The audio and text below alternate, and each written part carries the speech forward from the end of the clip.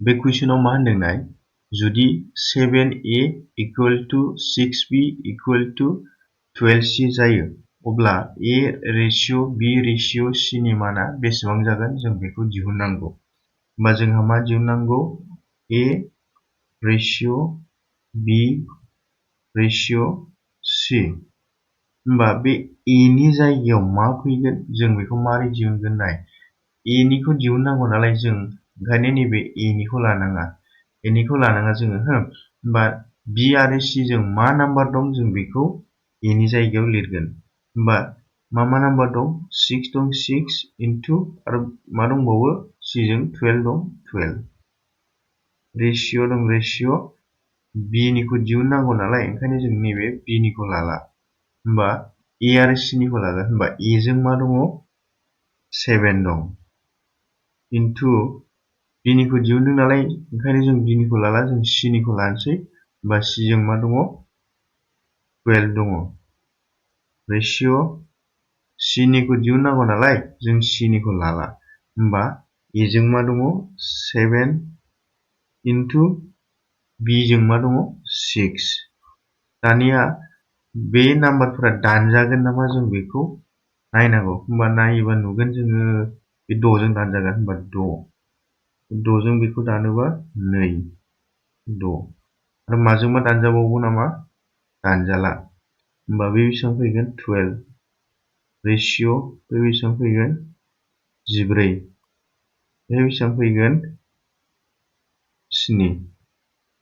होमबा बेनि एन्सारा मा जागोन 12 रेशियो 14 रेशियो 7। बे बबे नाम्बार अपसनाव दं अपसन नाम्बार बी आ बेनि कारेक्ट एन्सार जागोन। बेहाय कुइसना मा होनदोंनाय सासे केन्डिडेट दं जाय 25% मार्क्स स्कर खालामदों बेनि उनाव बियो 68 मार्क्सजों फेल जादों। थारमाने बेनो पास जानो थाखाय 68 नांबावगौमोन 25% मोनखांनायनि उनाव। आरोबाव गुबुन सासे स्टुडेन्ट दं जाय 50% स्कर खालामदों। 50% स्कर खालामनानै बिनि मार्क्सआ मिनिमाम पासिं मार्क्सनिफ्राय 42 बारा जायो अब्ला जोङो एग्जामनि मेक्सिमाम मार्क्सखौ दिहुननांगौ।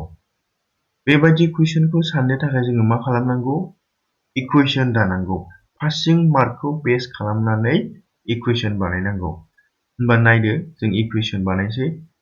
फार्स्ट स्टुडेन्टआ बेसेबां मार्क्स मोनदों 25% मोनदों। 25% मोननायनि उनाव बियो 68 मार्कजों फेल जादों। होनबा बेनो पास जानो थाखाय बेसेबां नांबावगौमोन 68 नांबावगौमोन ना प्लास 68 25% प्लास 68 मोनोब्ला बियो पास जागोन। होनबा बियो पासिं मार्क जाबाय। इकुवेल टु सेकेन्ड फरायसानि केन्डिडेटनि जोङो पासिं मार्कखौ दिहुनसै। नाय बियो बेसेबां मोनदों 50% मोनदों 50% मोनदों सेकेन्ड स्टुडेन्टआ। बा 50% मोनखांनायनि उनाव बिनि मोननाय नाम्बारा मिनिमाम पास जानो थाखायसो मिनिमाम मार्क नांगौ बेनिफ्राय बियो 42 बारा जादों।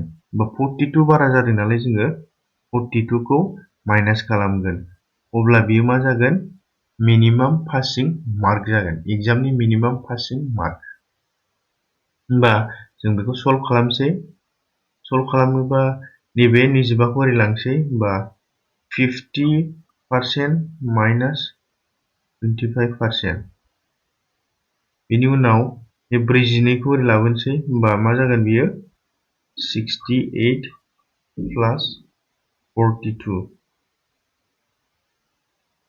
होमबा बे बेसेबां जागोन 25 25% दाजाबा बेसेबां जागोन 0 10 11।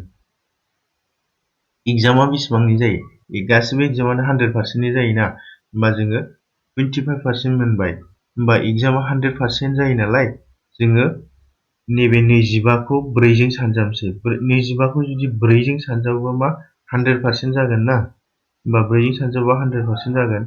होमबा 25 खौ 4 जों सानजाबदोंबा नैथिंबो 4 जों सानजाबनांगोन।